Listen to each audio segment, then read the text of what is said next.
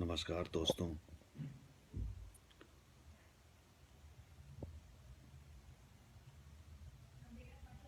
बहुत ही सोच विचारने के बाद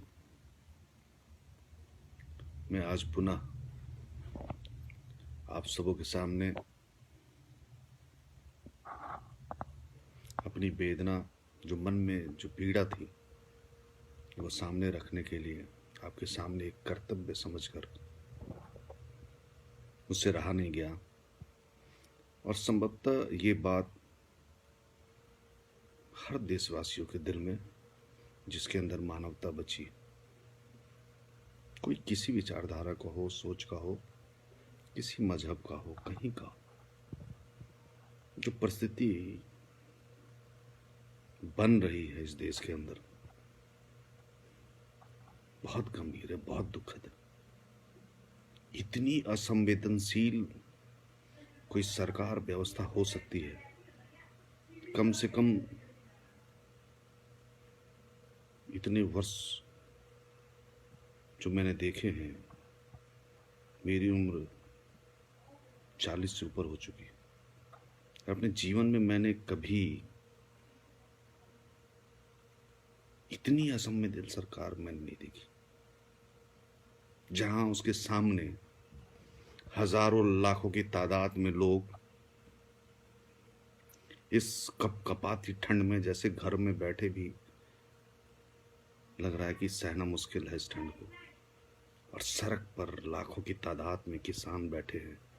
हर रोज 1, 2, 4 लोगों की मृत्यु हो रही है, शहीद हो रहे हैं लोग, फिर भी दिल नहीं पसीज रहा सरकार का।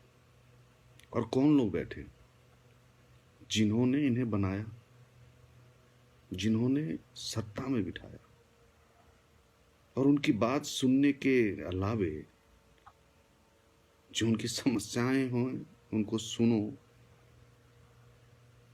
ना सुनते हुए हट पर ये बैठे हुए हैं। क्या सोच है इनकी, मैं समझ नहीं पा रहा। जिस देश के लाखों करोड़ों लोगों ने जिसे सत्ता पर, जिस मुकाम पर बिठाया, और वो लोग सड़क पर बैठकर अपनी बात रखना चाहते हैं, अपनी बात मनवाना चाहते हैं जो उनके हित में है, और उसे सुनने के बजाय उन्हें बदनाम करने के लिए साजिश रची जा रही है, उन्हें तोड़ने के लिए, उनको कमज़ोर करने के लिए साजिश रची जा रही है। सरकार कार्यक्रम लेके आई है, अपने ब्लॉक स्तर पर लोगों को कार्यक्रम दिया है कि जाओ गांव-गांव में, हर जगह लोगों को ये बताओ कि ये गलत लोग हैं, ये खालिस्तानी लोग हैं, ये नक्सलवादी लोग हैं, या किसी पार्टी के बहकावे में भ्रमित लोग हैं, देश को नुकसान करने वाले लोग हैं। ये पंजाब के किसान और हरियाणा किसान में इनको बांटो, SYL का मुद्दा उठाओ, ऐसी योजनाएं लेकर आ रहे हैं। अलग अलग तरीके, अलग अलग हथकंडे मीडिया के माध्यम से, हर तरीके से अलग अलग किसान संगठनों के सामने लाकर किस लिए कर रहे हैं पता नहीं। देश में नीतियां बनाई जाती हैं देशवासियों के लिए, और जिस नीति से देशवासी प्रसन्न ना हो, उसके विपरीत जबरदस्ती एक कानून उनके माथे पर थोपना चाह रहे हो आप। कैसी मनसा, क्या मनसा है आपकी, क्या करना चाहते हो? जो लाखों करोड़ किसान जो आपसे चाहते हैं, वो करने में दिक्कत क्या है आपको? कभी आप लोग सोच रहे हो? आप सबको सोचना चाहिए कि इस हर धर्म पे ये सरकार कैसे अड़ी हुई है। ये अहंकार जो सरकार के अंदर है, ये कहाँ से आ रहा है? ये विश्वास कि हम इस देशवासियों को जिस प्रकार पहले भी भ्रमित करते आ रहे हैं, बेवकूफ़ बनाते आ रहे हैं, हम आगे भी बनाते रह जाएंगे। ये अहंकार, वो विश्वास है कि कुछ भी हो जाए लोग मुझे सत्ता पे बिठाएंगे। किसानों की बात सुनने के बजाय आप कहते हो कि हम यहाँ पे चुनाव जीत गए, हमें जनता ने वोट दिया, जनता इस बात से प्रसन्न है, लोग प्रसन्न हैं। लेकिन लाखों लोग सड़क पे बैठे हैं, मर रहे हैं, तड़प रहे हैं, ठंड में सिकुड़ रहे हैं, लेकिन आपको थोड़ी भी दर्द नहीं है। मैं तो सलाम करता हूँ उन फकीर का जिनसे दर्द देखा नहीं गया किसानों का, और आज उन्होंने आत्महत्या कर दी एक चिट्ठी लिखते हुए अपने अंत समय में।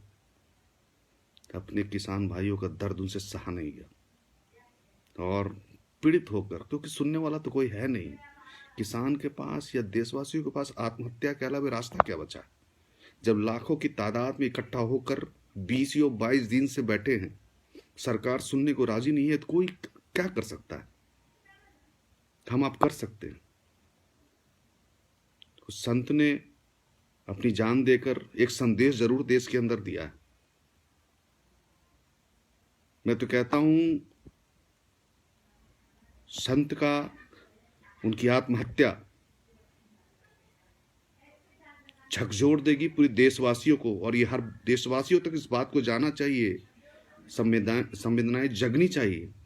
जिस तरह भगत सिंह जी ने सांकेतिक रूप से एक बॉम्ब छोड़कर पार्लियामेंट के अंदर पूरे देश के लोगों को जगाया था, और मैं समझता हूं कि पूरे देशवासी जागेंगे और प्रश्न करेंगे, सरकार को मजबूर कर देंगे घुटनों पर बैठने के लिए, और करना भी चाहिए।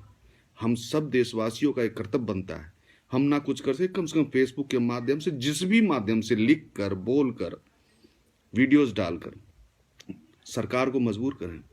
और हाथ जोड़कर विनती करता हूं, उन लाखों किसानों के प्रति अच्छी भावना रखें। हम सब भी किसान के कभी न कभी जुड़े हुए हैं, उनके बेटे हैं, और आज न कल पहले हर कोई किसान का ही बेटा है, इस धरती से ही जुड़ा हुआ। तो उनकी खातिर वृद्ध लोग बैठे हुए हैं, बच्चे हैं, महिलाएं हैं, सब यूं मजे मजे में कोई नहीं बैठता, किसी के भ्रम में, किसी के बहकावे में आकर कोई लाखों की तादाद में ऐसे नहीं बैठता। जब किसी के पेट पर लात पड़ती है और उसे लगता है कि मेरा भविष्य खतरे में है, मेरा सम्मान खतरे में है, अब पूछिए, सरकार से पूछना चाहिए। हर लोग, चाहे किसी पार्टी के हो, पार्टी तो रहेगी जाएगी, लेकिन मानवता वो बची रहनी चाहिए।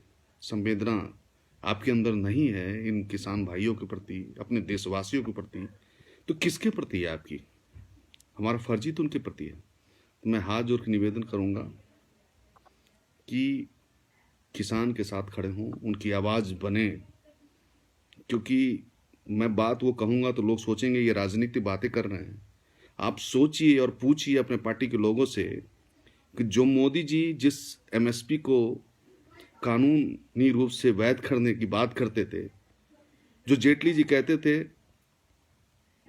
कि किसानों का जब सरकार खरीद नहीं कर पाएगी एमएसपी पे तो गुलाम बन जाएंगे किसान, कॉर्पोरेट लोगों का, उन्हीं का वो शब्द है कि किसानों को गुलाम मत बनाइए। आज वही चीज पलट गई। वास्तव में किसानों को गुलाम बनाने की अप्रत्यक्ष रूप से साजिश है। चंद उद्योगपतियों के इशारे पे संपूर्ण देशवासियों को, देश के किसानों को ये गुलाम बनाने की और हथियाने की जमीन या प्रत्यक्ष रूप से साजिश है। और ये बात किसान जान चुके हैं, समझ चुके हैं, वो मान चुके हैं इस बात को, क्योंकि वो किसानी कर रहे हैं और उस कानून को और उनके सोच को समझ गए। इसलिए समझ गए कि कानून बनने से वर्ष पूर्व ही वेयर हाउसेस बनने शुरू हो गए, सारी तैयारी हुई, कॉर्पोरेट इन्वेस्टमेंट चालू हो गया। ये षड्यंत्र, कोई आज कानून जो लाया गया महामारी के समय में यूं नहीं लाया गया, ये दबाव है इनके ऊपर। आज जो पीछे नहीं हट रहे, इनके ऊपर दबाव है। तो वो दबाव कॉर्पोरेट का, जो सरकार पे दबाव, उससे बड़ा दबाव जनता का पड़े, और जनता के हित में सोचने के लिए सरकार मजबूर हो। और इन किसान भाइयों की इस कड़कती ठंड में जो कष्ट झेल रहे हैं, मैं कहता हूं आप सबका फर्ज बनता है, हर व्यक्ति का फर्ज बनता है कि एक आवाज बनकर उनके लिए, चाहे आप शब्द लिखें अखबार के माध्यम से, कोई भी डिजिटल मीडिया के माध्यम से, लिखकर, बोलकर अपनी बात को जरूर रखें और उनके लिए समर्थन अपनी तरफ से जरूर दें, ताकि सरकार झुके और कानून को वापस ले, किसानों की बात सुने और उनके हित में निर्णय लेकर कानून बनाए। जय हिंद, बहुत बहुत धन्यवाद।